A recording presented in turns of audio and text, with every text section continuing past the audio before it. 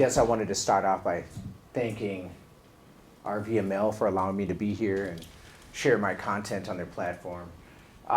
When my wife and I first got here 3 years ago, I just had started getting into learning about metaphysics and spirituality and all that stuff. And we Googled places in Ashland to come to, and they said, Rogue Valley Metaphysical Library. And I'm like, what's a metaphysical library?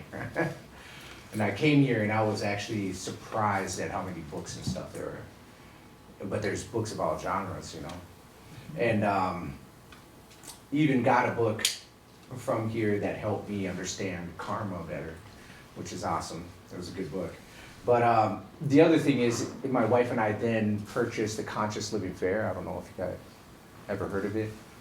Yeah, it's where they have a bunch of vendors come in that do all different things, whether it's crafts or do like tarot readings or psychic or energy healings and all that stuff. And they had, so we purchased that, and Jordan was one of our biggest sponsors. So he was very supportive of the community, so I really appreciate it, everything he does. But,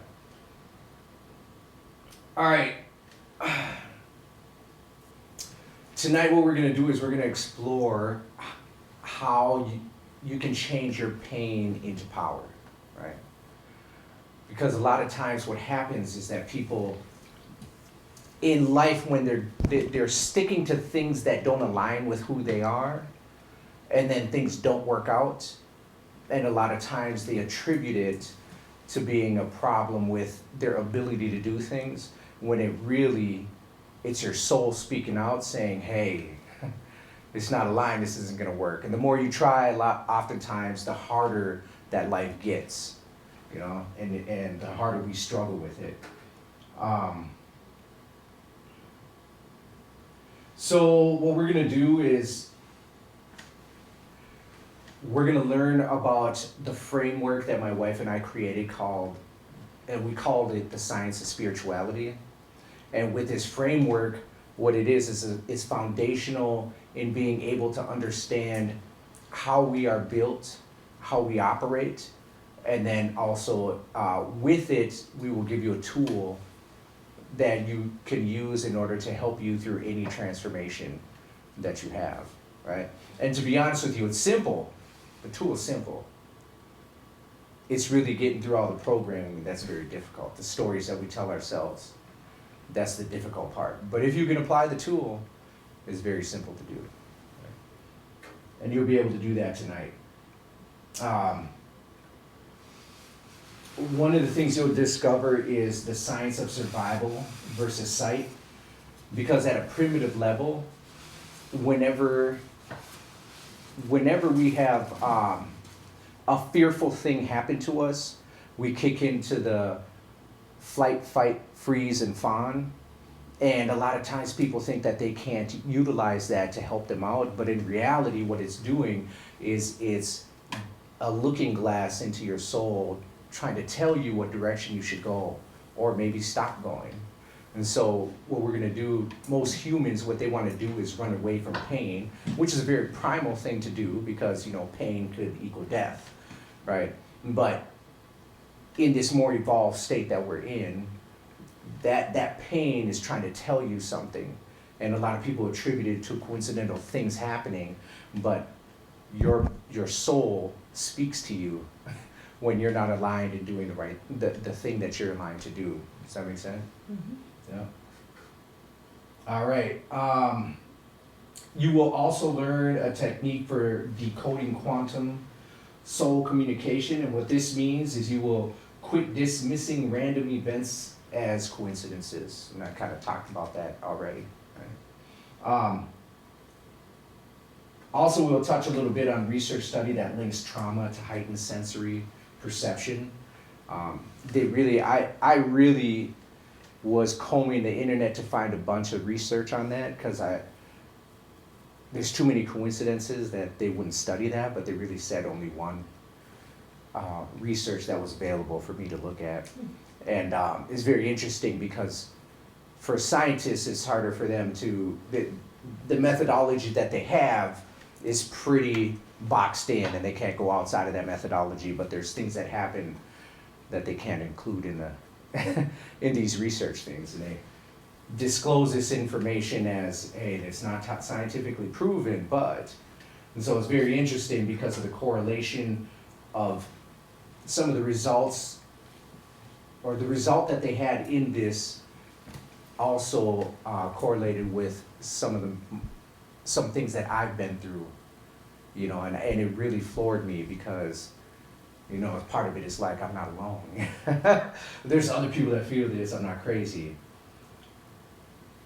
Now, tonight you're going to hear my story, but I know that everybody has their own story from pain to power. So for right now, if you feel comfortable with it, I'd like everybody to close their eyes. And in this moment, I want you to picture your child self, that child self that has experienced whatever hurt or trauma that you feel is still hindering you in your life today. Just picture that child and have that child come sit next to you. Now on the other side, I want you to picture your developed self, your confident self, your powerful self, the one that knows all the answers and also the direction that they're going. I want you to picture that person, that self that is you, and have them sit on your other side.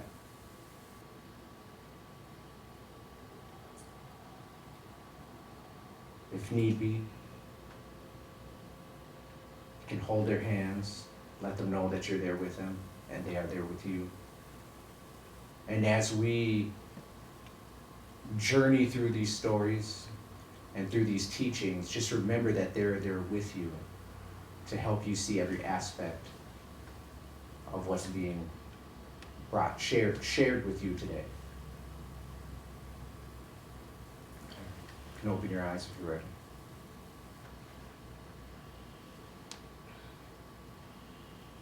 Okay, as I said before, I'm Santos, right? And I am the co-founder of This Modern Mystic with my wife. I'm the Mohawk Mystic.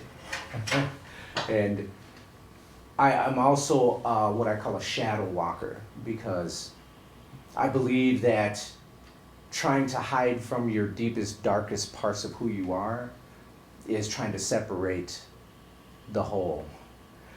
And the real work is in being able to recognize those aspects of yourself and bringing them to you. And that's what I do with a lot of people in a lot of different walks. And for me, it's very easy to do because I believe that you should be yourself and you should fully be yourself, right? And you shouldn't worry about what anybody else thinks, because in the end, you got to live with you. And everybody else's perspective is really just for them. And so it's very important to be able to live the most authentic life that you can live. And I think that if I remember correctly, authenticity vibrates higher than love. So think about that, authenticity. I'm going to give you a little history of where I'm from so that you get an idea of why I do what I do. And when I tell this, it's really just to share so you get a foundation, right? It's not to get anything else out of it other than some background. I was born in Sao Paulo, Brazil, and at about the age of 3, I ended up in an orphanage, right? All I really remember, the majority of thinking back on that, is that I lived in a state of perpetual fear, you know, and loneliness. So I do have one memory that has stuck with me, and it's pretty unnerving. But in the orphanage, we slept in rows of beds, you know, like, I don't know, like 4, maybe 5 beds in a row. And in the middle beds, the kids slept together, but in the end beds, you had to sleep alone, right? And no one wanted to sleep in the end beds, right? And what I recall was that, another kid came and woke me up and was like, hey, you got to go sleep in that other bed at the end, right? And I was looking, I looked over there, and there was like a creature under the bed trying to gesture for me to come over. And I was like, no, I'm not going over there. But I remember so clearly, even to this day, that thing happened, right? And so it's very unnerving. I don't know why that's stuck in my mind above everything else I've been through. But what did the creature look like? kind of like really kind of like a reptilian / kind of demonic type. If you wanted to call, but just because things look that way doesn't necessarily mean they're bad. But I definitely didn't feel like. I felt like it was a man, or a male kind of energy. But yeah, I haven't seen it since. But that was the earliest memory I've ever had in my life. Mm-hmm. And so it's kind of odd. The other thing is in this orphanage, we were taught to be afraid of all the animals, because they had rabies running around. My mom told me how I told her that people would get shot down trying to get into the orphanage because they're hungry, trying to get food. So these are all experiences that I had earlier in my life, right? And then, as fate would have it, my Myron and Linda Hankel, who adopted us, they wanted to have a daughter the same age as their son, right? And so they did all the paperwork, adopted my sister. My dad came all the way down to get us, and this is during all the airports were on strike. All the pilots were on strike during this time, so you go, you might not be able to come back type of deal. When he went down there, after everything was being finalized and he was signing the paperwork, he opens up the folder and it was a picture of me, right? And all my information in there. And he was like, hey, we got the wrong information. They apologized and they explained that I'm her brother, right? So my dad called my mom and they had this discussion and it was agreed that they were gonna adopt both of us, so he had to stay longer in order to get all that paperwork done too, and then brought us back. And I really think, I know that when I was in the orphanage, my mom was saying that all the psychologists that came and saw the kids were really worried about me in particular because I was drawing within. And I remember not wanting to interact with anybody else. I remember kind of being afraid of everybody else, but I was 6 years old, so I was like one of the older kids. Back then, at that age, you hit a certain age, like 6 and up, then it's time to boot you out because there's kids younger than you that need a bed. So I was very fortunate to be adopted out of that orphanage. Now, so then if you speed forward, I'm growing up in Fargo, North Dakota.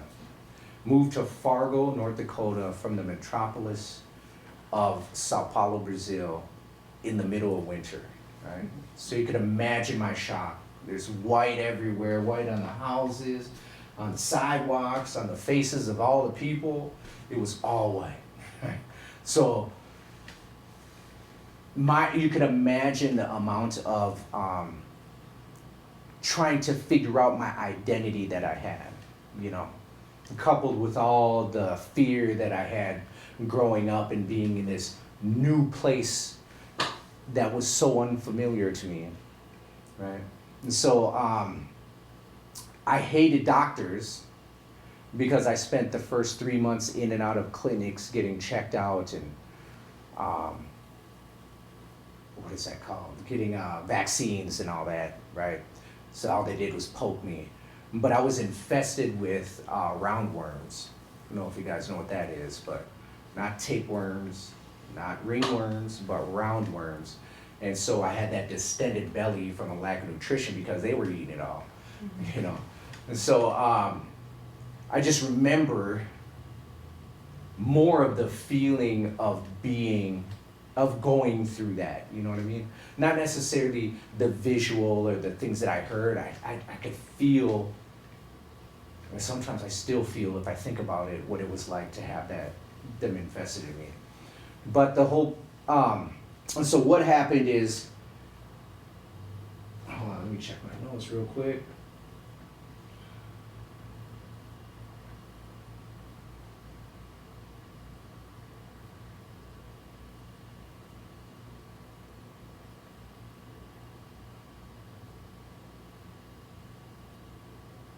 Yeah, so then,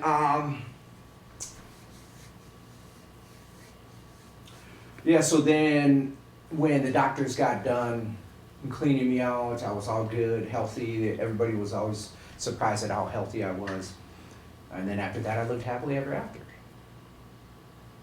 Or not? No, not quite. Not quite, because of course I've been through a lot of things developmentally that stunted me. And on top of that, my mom was an adult child of an alcoholic. So there were, and especially back in those days, they didn't really do a lot of mental health work.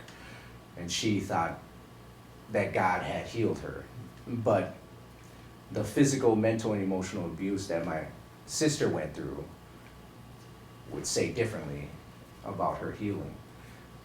Now that's the mom that you got adopted by, yeah. Okay. Yes. Just double checking. So when I say that though, I feel like there are a lot of, in the days, there's a lot of kids that went through that, you know.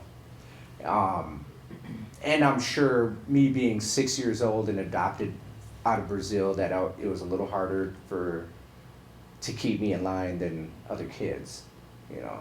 And I know, because I don't want to mom bash, because if it wasn't for her, I wouldn't be here. And she did a bunch of other things to help me develop as a human being. But I also know that she was doing the best she could, and where she came from was horrific compared to the stuff I've been through, as far as family-wise. And so, but all of that played a huge role in the development of who I was, and as I get to it later in life, the decisions that I made, right? So what she did though, let's talk about some positive stuff she did. Because I'm melanated, she wanted to teach me the history of what happened to people that look like me here, so she could prepare me for any type of racial stuff that I went through. And if you know Fargo, North Dakota, I mean by the name, North Dakota, there wasn't a lot of people that looked like me, right? And so she took me to colleges, and I took classes to learn about the civil rights movement and everything. And so what I realized is, when I was learning about the civil rights movement, and I was learning about slavery and the colonization of other countries, that what it did is actually separated me from the community, because I felt like it was them against me, you know, and that I was taught I didn't have a chance, like everybody. I had to work so much harder, and, you know, so much longer, and be so much better than everybody else around me in order for me to be able to just make it, you know. And so then what that did is set me in a category of being me against them, you know. And as life went on,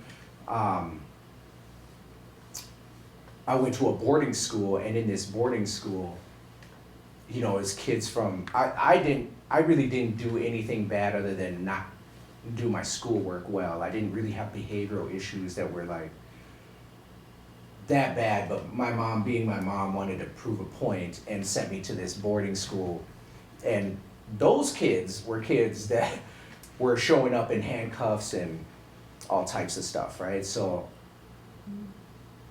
I learned a lot there, but I actually loved it, because it was a very Christian school, so we didn't get to do anything other than watch Disney movies, but they loved on us. Even though we were causing trouble, they loved on us. And it was the first time I felt like I could be myself, where when I was at home, I felt like I had to be somebody else, if that makes sense.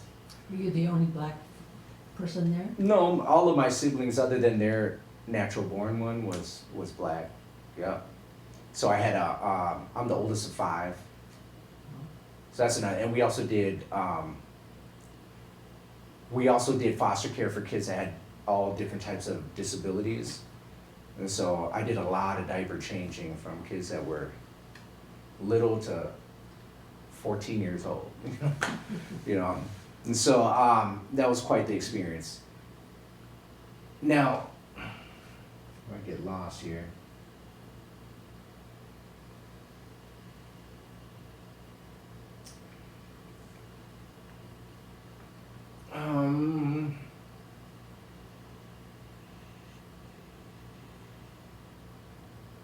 So in part of this, I really sucked at doing schoolwork, you know, and I always thought that I was slow or something. There's something wrong with me. But as I got older, I realized that I actually retained a lot more information than what I was able to do when I was in school. And then I learned about having ADHD, and that's more of a trauma response. And then I also took into consideration when I was older that I had a language barrier at 6.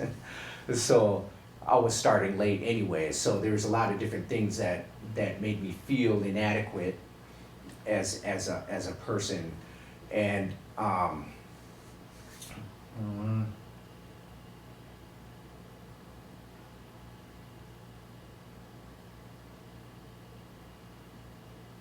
What was your language barrier, just speaking English? yeah, Portuguese. I spoke Portuguese when I was here.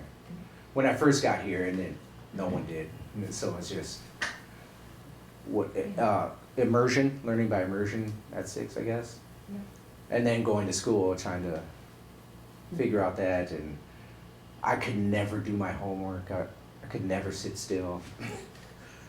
Even to this day, I never sit still.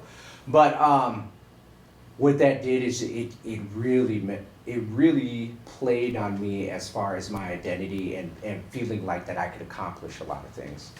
You know, I thought I was very limited, and especially because, so I'm getting to a point here where I want to explain what I did in the next part of my life that led me to the science of spirituality. All right, so because I was taught the civil rights movement, the whole civil rights, the slavery stuff, and it's going to be much harder for me because I'm melanated and everybody in charge, especially back then, were Caucasian, right? And so I really felt like, oh, okay, so it's the government against me.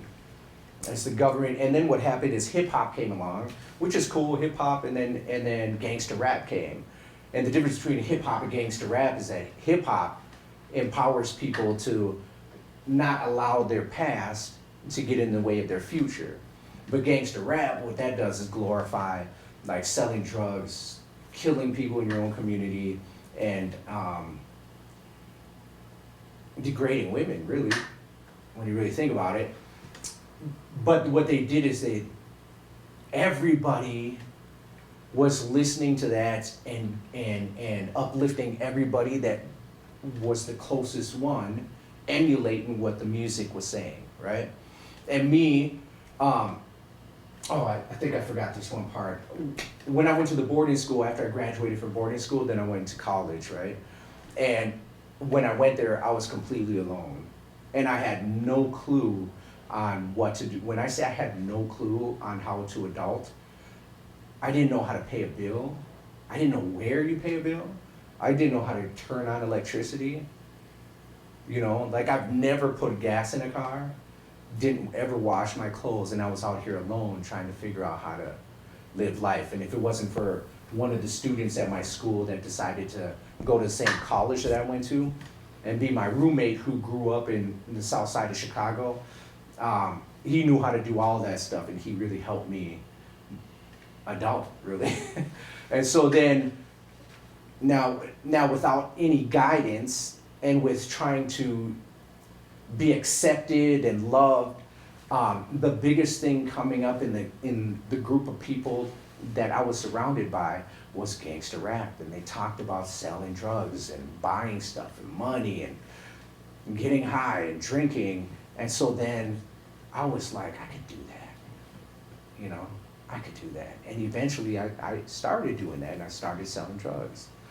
and started doing drugs and drinking and partying and going to the clubs and all the stuff that they said in the music. I bumped the music and I acted out. Bumped the music, acted out, because everybody would high you or hold you in high esteem because of it. And so what happened is eventually I ended up going to get locked up, right? And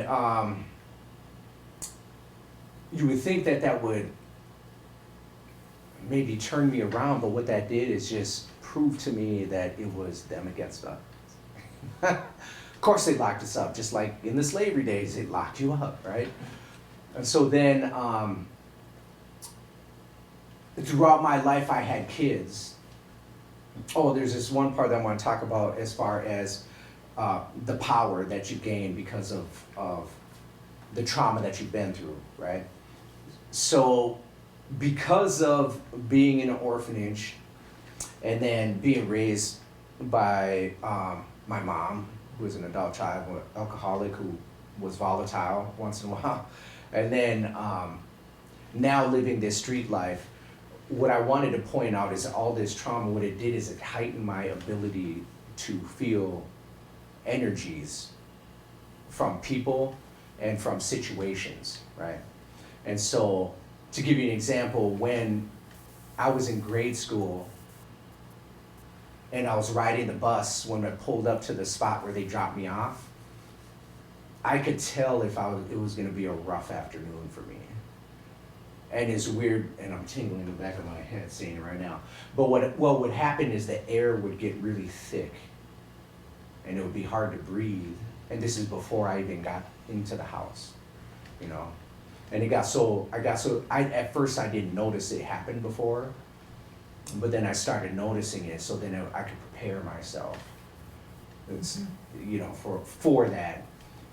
At first I associated with it being the problem, but it was like my nervous system trying to warn me about what was up and coming. And other things happened throughout my life where selling drugs and I'm in a room and all of a sudden everything inside of me was telling me to get out, and I was dropping stuff like get out. And I would leave, and then all of a sudden I'd get pulled over by the cops or something like that. And they were trying to catch me in the house because where the problem was. So things like that happen to me all the time. There's this study that, let me make sure I get the right study here.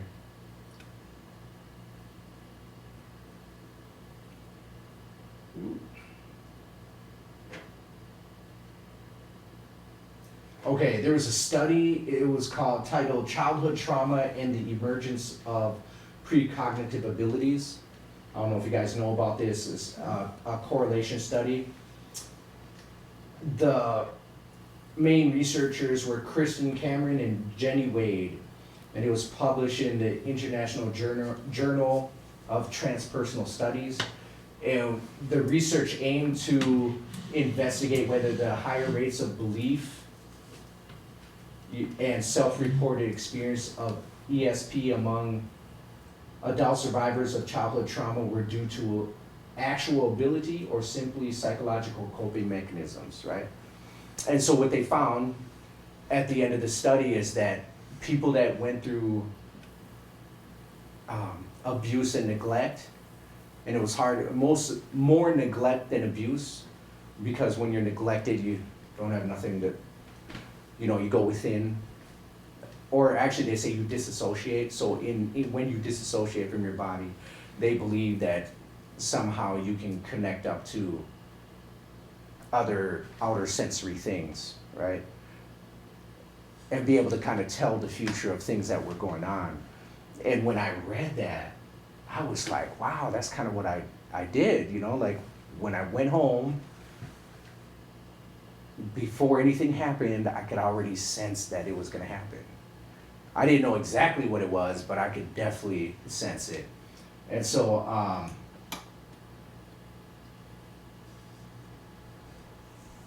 I think that if you look at all the traumatic things and events that ever happened in your life, you can always have two outlooks on it, right? The one outlook man, that sucked. I have a terrible life. Or the other outlook is that I was sharpened. I was given a chance to utilize whatever lessons that I had in there to help other people move forward in life. And that's what happened eventually. And so when, now when I talk about maybe some of the science behind how this stuff works, right?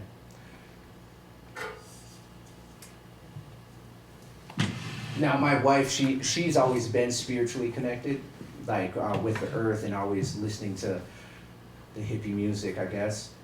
And so she was very good at this, and she became a therapist, right? And me, myself, I was raised Christian, so I had that spirituality, which I feel like is a little bit different than that, but then I became an atheist, right? And science was my religion because it seemed so much more concrete, right? And then eventually, one time when I was locked up, I realized what I was doing because I had kids, and what I was doing to my kids was the same thing that was done to me, and I was abandoning them and leaving them because I would be taken away from the family and I would be gone. Even just doing drugs, it takes you away, right? And so when I had that realization, I made a decision that I was going to learn that was it. I'm not going to do that anymore, and I was willing to learn everything about myself to help me be a better person. And so I studied different philosophies, in Eastern philosophies and religions, and then I came across, I don't know if you guys know Joe Dispenza, and that blew my mind. And I had this realization that we are really energy beings. And it was so simple, 5th grade science simple, because everything in the known universe is made out of atoms. Everything. And an atom, it has a proton, a neutron, and an electron. And the proton is positive, the electron is negative, just like in a battery. And what's inside of a battery? Energy. It helps it flow, so that means everything is energy. And then I had this realization because I know in the laws of thermodynamics, I think it's called, energy in motion creates an electromagnetic field, just like around the earth. And you know what they call that in humans, right? An aura.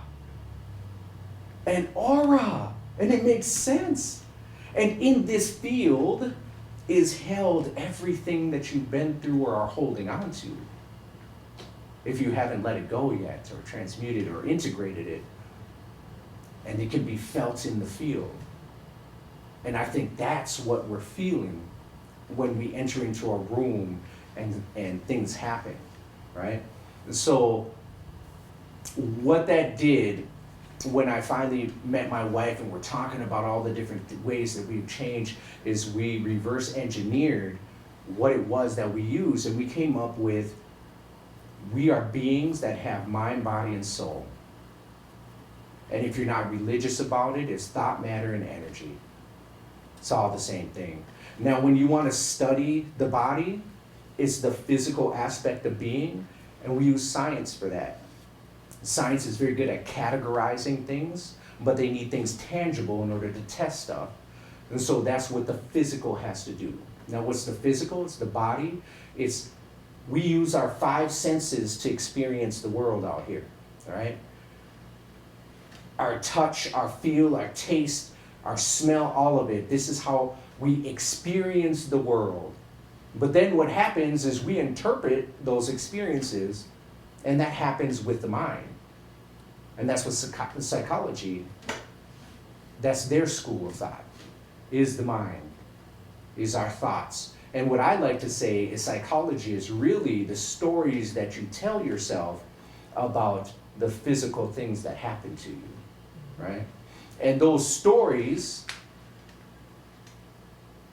influence your behavior. The physical things are going to happen regardless of what goes on, but how you interpret those physical things is all determined with the stories that you were taught. Now the big thing is, well, let me put this in there first. So the soul energy is covered by spirituality. And I say that because the soul, in most spiritual teachings, it lives forever, right? Just like in science they say that energy is forever. And the frequency that your soul carries is what helps you to create your reality, right? Because physics tells us that everything vibrates, everything is on a frequency. So whenever you're trying to accomplish something, whenever you're trying to gain something, and you can't gain it, it's not because it's not available to you, it's because you're just not matching that frequency. So if you can get yourself on the right channel, then you will run into what it is that you want, right? So then, how do you gain control over that energy, over that frequency, over your soul like that, where you can help it guide you to the things that you want? Well, it's pretty simple. You have to control your thoughts, right? Easy, right? Easy thing to do, control your thoughts. Now let me put it this way. The first thing we got to do is we got to figure out, where do we get our thoughts, all right? How did these thoughts come into our mind? It's very easy. You have these 5 senses, right? And you're watching the world and you're seeing what's going on. Something happens and then somebody tells you what that thing is, right? And how you should deal with it and what we should do with it. And not only that, the way it makes you feel, sometimes you just automatically act. And where do you get that behavior from? It actually starts in the womb. I don't know if you know who Bruce Lipton is, but he talks about how cells have antennas, and they used to think they communicated through the membrane, but they have antennas. And what do antennas do? They pick up information from outside of itself. Where's this information coming from? Well, it's coming from the environment that's around you. And he was explaining how, because he's a cell biologist, and he was explaining how what happens is when they pick up the information in the environment, it tells the cell what genes to turn on and off depending on, for maximum survival, right?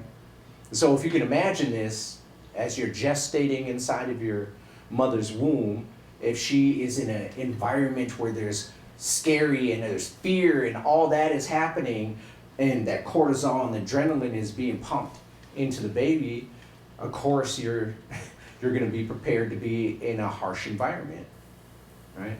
And the same thing if it's not like that, you know, in a calm environment, you feel like the world is safe and a good place to be in, then those are the genes that are going to be turned on for you.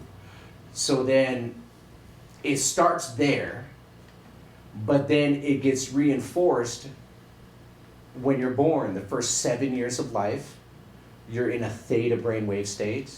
The same thing as being hypnotized, right? And all you're doing is downloading information. And in that period of time, you have more neural connections that are made than the rest of your life combined. So you are physically creating the brain that's going to help you operate in the world during that period of time. So imagine the environment that you're in. Like, example for me, being in an orphanage, imagine what my brain was putting together for me to be able to survive, right? So then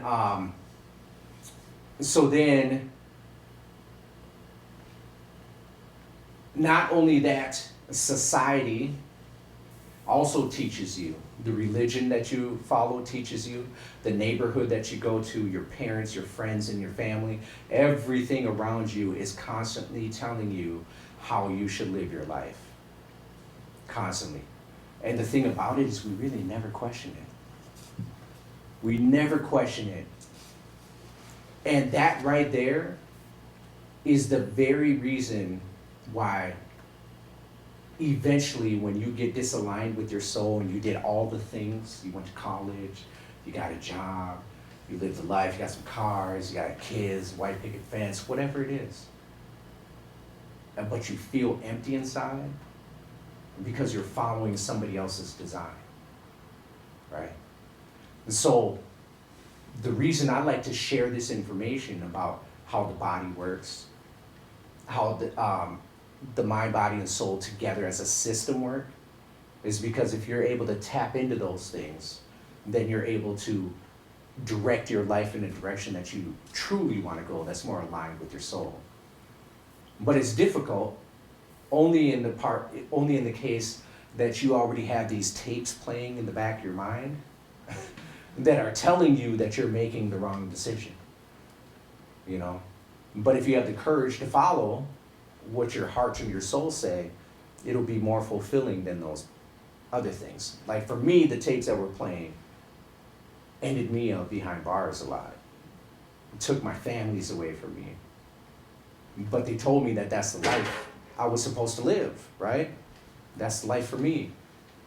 But I felt empty inside because the biggest thing I ever wanted in life was a family and to have love, right? So then, as I move through the world,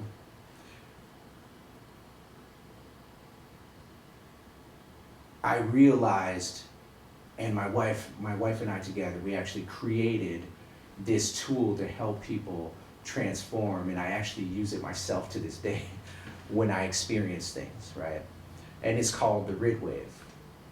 So what you do with the RID wave is when something happens to you, first you have to recognize the physical feelings that are going on in your body. And in that moment, you can somatically ground yourself by rubbing your fingers, making sure that you're present, because what happens is you get sucked up into your mind and all these stories start pumping in, and that's when you have to identify those stories that are coming in as a conscious observer. And then when you recognize that you're feeling a certain way, you identify the stories that are being told, then you can make a better decision on which way you want to go. A lot of times what happens is we feel the thing because we don't, but whenever something happens, the feeling happens before. The body kicks in way before a thought comes in. And then all of a sudden you're getting flooded with thoughts of what's going on and what you should do. But the problem is the brain always plays back in the tapes in order to deal with this thing that's happening in the present. It looks in the past for the answer. And it usually does the same thing because, that's just the way the brain works. Electricity flows to the easiest point, and your brain has been created to be who you are in the moment. And so when you take the moment and you're able to have an event happen, and you recognize, oh, man, I'm getting sweaty, agitated, and a little scared and fidgety. And you recognize that. And then you can identify, I want to run, I feel threatened by this person. It'll help you ground yourself to the moment where you can actually make a different decision because you realize that information that's being pumped to you is based on past events. And once you continue to do this over and over again, what happens is you start rewiring your brain. And it becomes easier for you to make decisions that are more beneficial to your well-being, right? And it's something I do every day, and that's what I do now, where before, any time that I struggled, especially financially, what do you think I did? I went to go sell drugs. Because it's the easiest way to get money. And then what happens? Eventually I end up getting locked up, right? The same cycle, but it was the only cycle I knew. But now, because I'm able to incorporate these things, now that I learned about how the body works, how flight, fight, or freeze works, I learned about as long as you're able to be aware of what's going on, because where awareness goes, energy flows, then you're able to change the trajectory of your life. It's really just being conscious and taking control of what's going on in your life. And not being afraid of the pain that comes up when you're going through things. Because that's an opportunity for you to evolve and expand if you're willing to take that opportunity and be aware of it and feel it. You gotta feel it to heal it, right?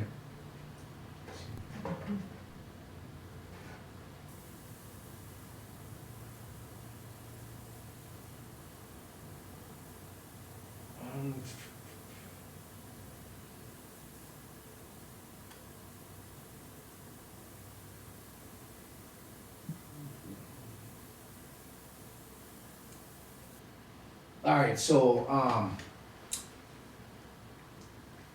I wanted to do like an example of how the science of spirituality, as far as as a system with the mind, body, and soul, how it works.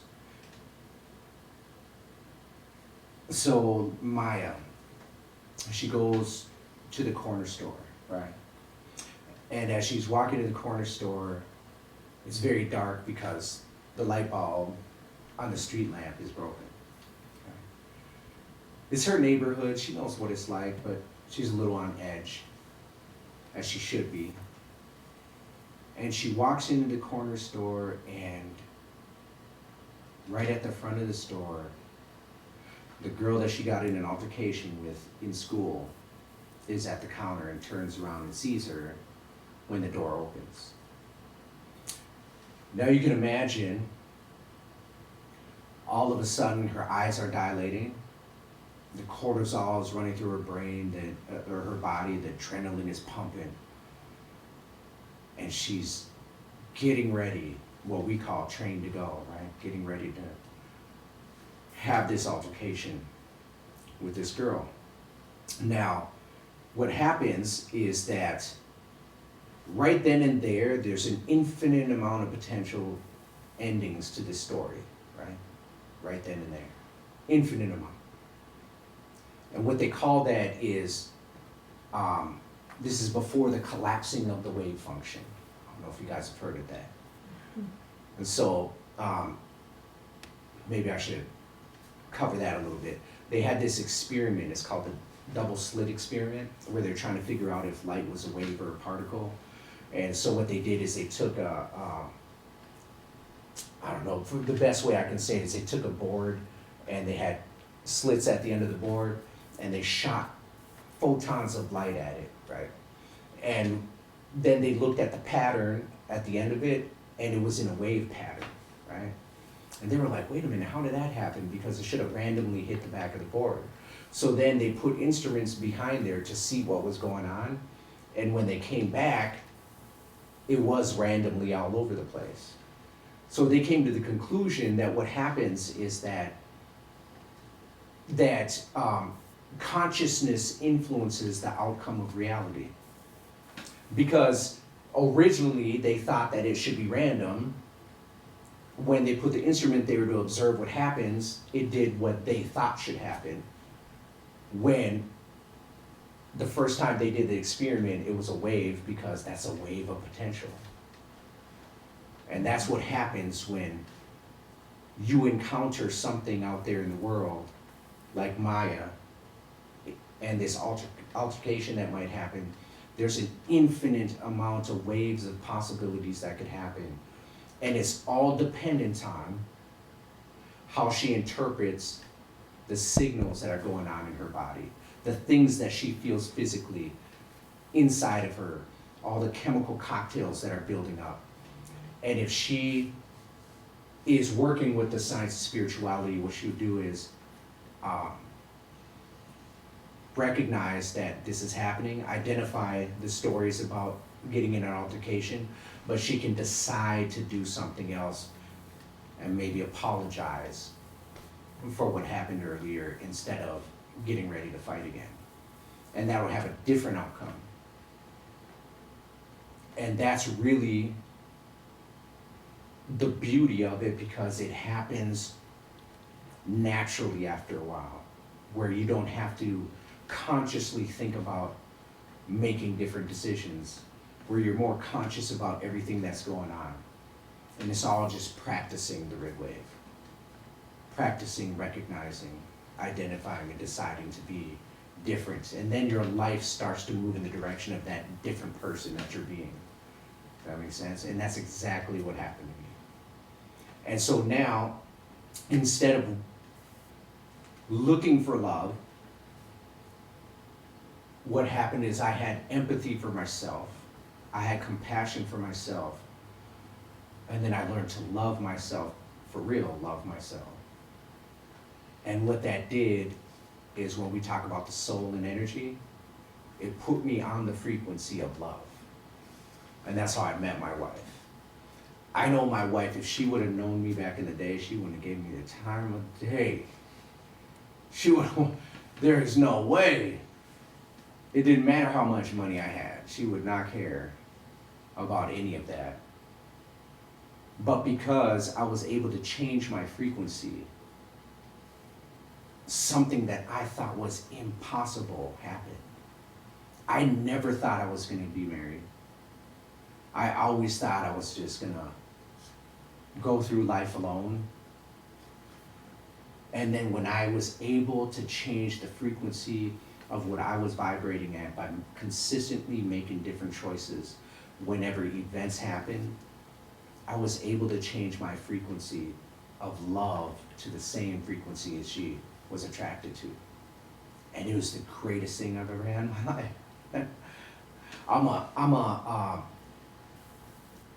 What is that called? I'm a father, but not just a father, I'm a present father. You know, I love my kids. All I want to do is help out in the community and help people really learn to live their authentic self. Whenever you feel that emptiness inside, that darkness inside, don't run from it. Go see what's going on. Because there's something that's not being given its due that's causing that darkness to come forward. So because of these experiences, and because I walked through the valley of the shadow of death for so many years of my life and felt alone, that's why I do what I do. And I teach the same stuff to people coming out of prison, so they know that they can change just like I did. I'm not special in that way. I just got the right information in the right sequence. Maybe it was fate. But everybody has the ability to do the same thing. And to be honest with you, I don't want to call it counsel, but I help more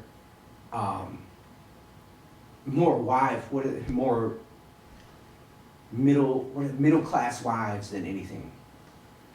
Because they feel so attached to being a certain type of mother and living a certain life, but so empty because they're giving so much of themselves and they don't know how to let go and be authentic.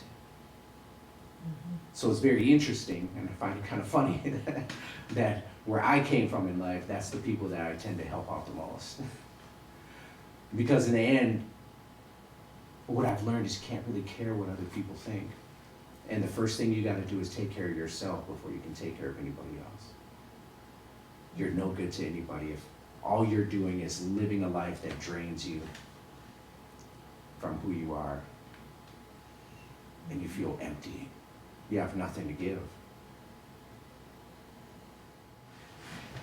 All right, any questions? You mentioned at the beginning that there's a couple tools. Oh, yeah. And I'm just real interested in.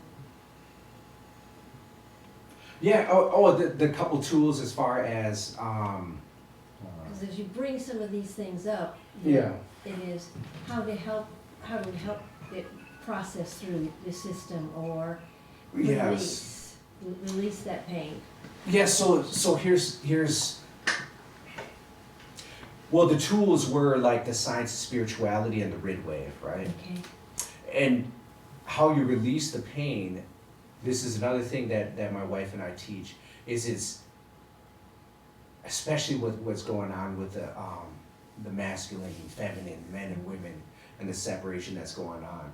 Even with me being melanated, I don't like to say black, and there's a reason for that. So it's the same thing with your pain. what happens is, let me put it like this. In the beginning was the Word, and the Word was with God, and the Word was God. And God said, let there be. Said, let there be. Because the universe is vibrationally created. It all vibrates. So whatever you speak on is being vibrated throughout existence. Right? And it's not only Christianity, the utterance of existence, Om, the premortal utterance. It's all vibration in what you speak. So, in order to really move in a different direction, you gotta think and be in a different direction. And I understand it's hard because our brain and everything else in our life is supporting us being the way that we are because that's what they're used to. And so if you want to let go of the pain, you have to pay attention to your thoughts every day. What are you saying? And how do you change your thoughts? It's the things you listen to, the people you surround yourself with. Wherever awareness goes, energy flows. It's as simple as that. The reason it's difficult is because your brain is physically created or physically molded right now to be who you are right now. So when you try to make a change, you have to repetitively be consciously aware of what's going on inside your head. And that's why this tool, the grid wave, will help you recognize what's going on physically within you. And I use somatic, awareness, like touching, like rubbing, in order to ground me back into what's going on in the moment. Okay. Because what happens is you hit flight, fight, or freeze, and you get amygdala hijacked, and all of a sudden you're running programs, and you have no conscious control over what's going on. When you first start doing these practices, of course you're gonna fall into the regular thing that you do, but what you do is you play back the tape and you look at what's happening, even to the point where as it's happening, all of a sudden you're able to pay attention to what's going on, how you're acting, how they're acting. My wife and I, we do it. Like I realize that I'm acting a certain way and that I'm not being open and listening as I'm not being opening and listening. Because that awareness is really who you are. Everything else is programs of your personality, which is a mask of how you think you should interact with the world. Does that make sense? Absolutely. And so the tool is the grid wave. Good. The foundation is the science of spirituality, where we understand we are body, mind, and soul, and how each of those work as a system in order to create the life we live. So when you say like the pain, because there's physical, mental, emotional, and they all play a role. And I think that the physical pain is like a manifestation of stuff that we're holding in. And I think one of the things that we don't take into consideration is that we have DNA information from people from other generations, from our past, that affects the way we think and the way that we feel right now. Like, you ever hear about the when they put the fleas in a jar and they kept jumping, the fleas, jumping fleas, they could jump super high, and they put them in a jar and they kept jumping, and they could only jump as far as the lid, and they took them out and they jumped only as high as the lid. In fact, when I was looking at the video, they jumped in the form of the lid, like they didn't go outside of where they were jumping. But the crazier part about that is the next generation of fleas only jumped as far as the lid. So imagine our human potential of where we came from compared to where we are right now. Because we have so many strands of DNA that they don't even know what they're for. And if they were turned on, imagine our potential. Yeah. And our ancestors aren't out there, they're in here. Maybe that we could tap into them. if we want to. Yeah. Yeah. But I can also get you like a printout of the rig wave too, if you'd like. Maybe I'll put it here. You passed this on to your kids? You said you had 2 kids and Oh yeah, I actually have 7 kids. I live that stereotypical, you know, baby mama street life thing for a long time. So, but these 2 kids here are the ones that were the lucky ones that get to experience this soul. And yes, we live it. Like, it's more than, it's a lifestyle. You know, it's the only way to be. It's just being aware and conscious of what's going on and how you're behaving and thinking, and we just try to bring that to the forefront of who they are. You know, I don't think they understand all the time, but just like, you know, right now they're being programmed until they're 7 years old. So we continue to say it, and when it's time for them to comprehend the stuff that's going on, it's already the kernel or the underlying algorithm that's helping them run their body from a subconscious place. What is the red wave? Red wave, it's I wish I had a board. Oh, here. What do you know? Sorry. Hey, I got up. Sorry. Oh,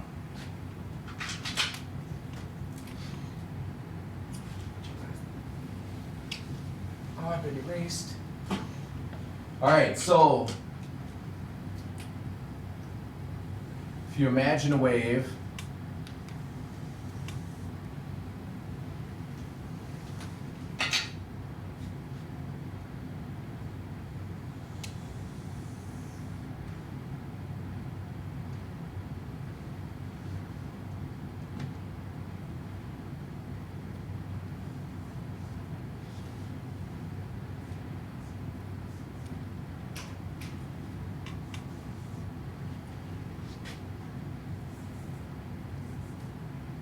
wave because of collapsing of wave function, or everything is a wave, vibrates, it's frequency. And so what happens is Maya walks into the store and all of a sudden everything in her body starts kicking in. This right here, with the science of spirituality, this is body or matter. These are the physical things that are happening to you. They're just physical things. There's just chemicals going on in your body. That's all that is. All right? What happens is that we, in our mind, our thoughts, are telling stories about what this means. This is just an event. It means nothing yet until you put a story to it. So when this happens, when you recognize this is happening in your body, you have an opportunity to be conscious of the thoughts that are going on through your head and decide whether those thoughts serve you in the moment or not. Now the wisdom comes in knowing that those what do we have? 60,000 thoughts a day, but 95% of them are repetitive thoughts. That means we're really not having that many thoughts, we're just repeating the same stuff over and over again. So what does that mean? Like Joe Dispenza says, that means we're living in the past all the time. So no wonder we never move forward in life if we're acting on these thoughts that are going on. So if you can identify that you're having some old school, old code thinking, you can decide to move in a different direction. If you continue on, the reason why there's this big one, and the wave decides to collapse, that's when it's more detrimental to your life if you decide to continue to do something else. Or you identify what's going on and you decide to do something else. It's not as destructive into your life. Does that make sense? Mm-hmm. And then my wife has it even more intricate because she's just artistic and creative and smart about the spiral that happens, because a lot of times, even though we do this, there is a descent that we go through. Whenever we start doing something different, it's uncomfortable, you know, because all the chemicals are feeling different and your body's like, wait a minute, hey brain, something's not right. I should be kicking up some adrenaline and cortisol right now. And then it starts feeding your mind, then all of a sudden starts feeding you thoughts to validate that, yeah, you should be. Yeah, does that make sense?